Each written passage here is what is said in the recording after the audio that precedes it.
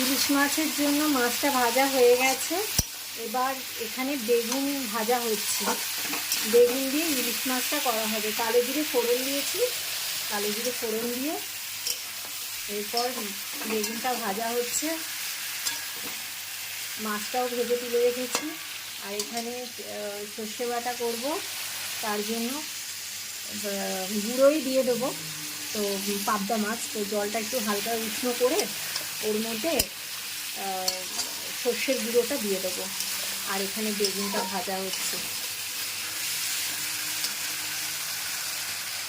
দিলাম কিছুটা কাঁচা লঙ্কা। এটা ইলিশ মাছের ঝোল হচ্ছে, বেশি ঝোল হবে না, অল্প করে ঝোল করছি।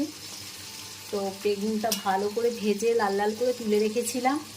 তারপর কালো জিরে ফোড়ন দিয়ে একটুখানি জিরের গুঁড়ো দিয়েছি, আর বেশি কিছু না, মশলা আর কাঁচা লঙ্কা দিয়ে ইলিশ মাছটা ঝোল করছি। মাছটা যখন বেগুনটা যখন ঝোলের সাথে ফুটে গেছে, মাছগুলোকে ছেড়ে দিচ্ছি।